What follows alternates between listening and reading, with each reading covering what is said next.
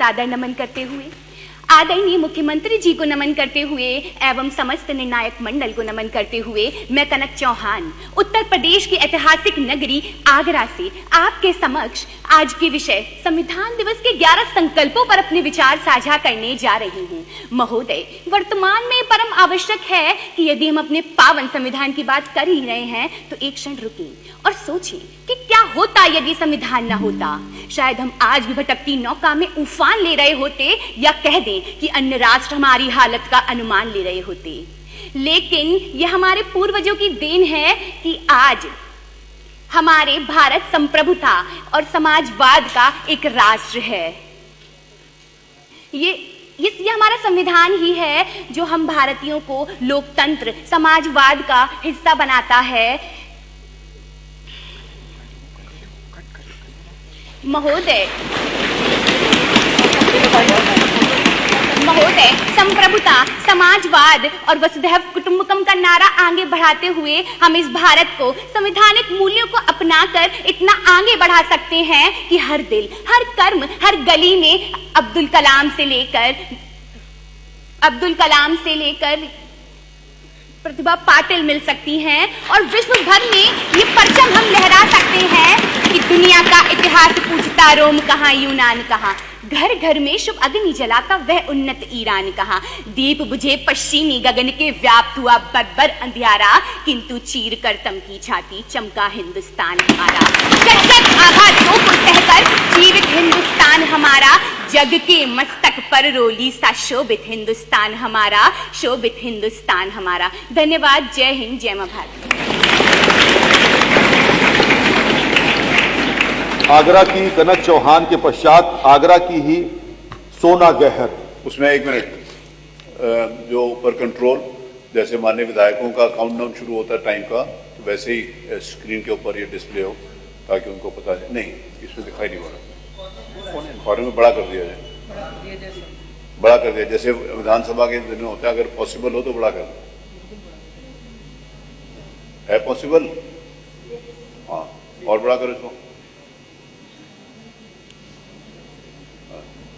आप काउंटडाउन आपका चालू होगा तो आपको पता रहेगा कि वो है। ऊपर टाइम इधर वाले इधर देख सकते हैं, इधर वाले ऊपर देख सकते हैं।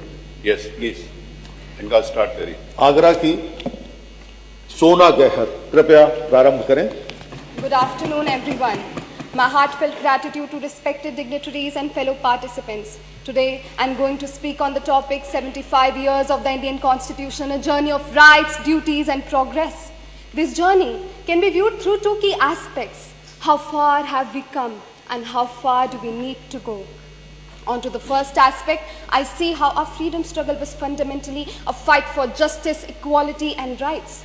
Dr. B.R. Ambedkar's movement against untouchability was advocating for justice for Harijans, while Mahatma Gandhi's Salt March demanded consumer rights for Indians.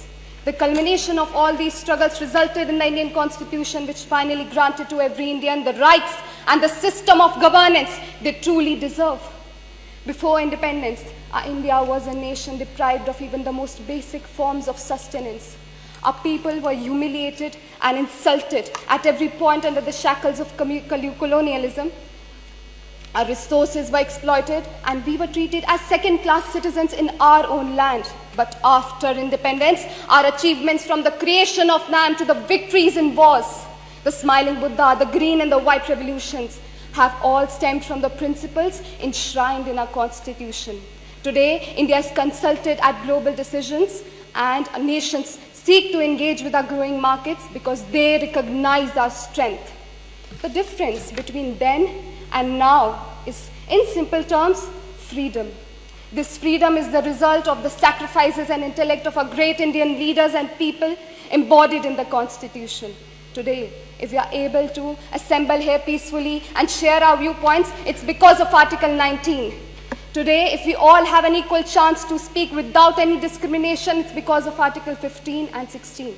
But my question is this enough? This question brings me to the second aspect of our Constitution's journey. As we move towards becoming Vikasit Bharat by 2047, we need to take some steps and make some changes in our constitutional journey. The first step would be to move towards peaceful protests that do not harm the integrity of our nation. It deeply saddens me to see Indians fighting in the name of language, a tool of communication, not division. Let's prioritize teaching our people the language of peace, love, and tolerance first before promoting any other language.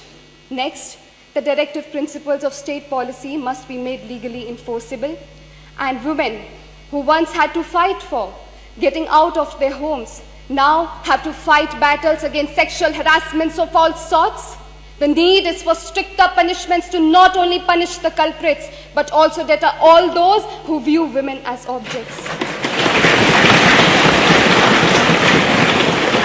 Lastly, ironically, now when we have the right to preserve our own culture, our Indian youth are readily embracing K-pop and hip-hop at the expense of our own cultural heritage.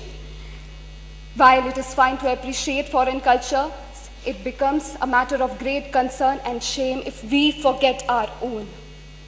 I would like to conclude by saying that this constitution is a testament of our nation's resilience and determination, and as responsible citizens of India, it is our duty to uphold its values and contribute to building a just, inclusive and Vikasit Bharat.